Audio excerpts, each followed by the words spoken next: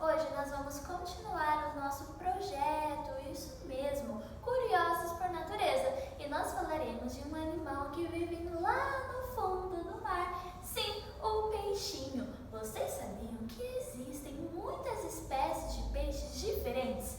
Porque existem alguns peixes que moram no rio, no lago, que são de águas doces. Porém, também existem muitos peixinhos que vivem lá no fundo do mar, assim como o nosso amigo tubarão. Sim! Então vamos lá. O nosso peixinho, ele tem escamas, tem nadadeiras e tem algumas curiosidades que eu sei que vocês vão gostar bastante. Vocês sabiam que o peixinho respira debaixo d'água? Sim, olha só que legal. E vocês sabiam que o peixinho também dorme debaixo d'água? Olha só que interessante, não é mesmo, crianças? E vocês sabiam que o peixinho, ele bebe água também lá no fundo do mar? Sim, olha só como o nosso peixinho, ele é inteligente, isso mesmo.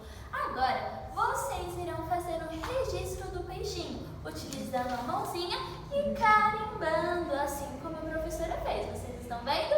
Pintou a mãozinha da cor que vocês quiserem. Podem carimbar, fazer o rostinho e decorar o fundo do mar, sim, que é um lugar muito bonito, certo? A professora aguarda todos os registros. Um grande beijo no coração de vocês e até a próxima aula. Tchau, tchau!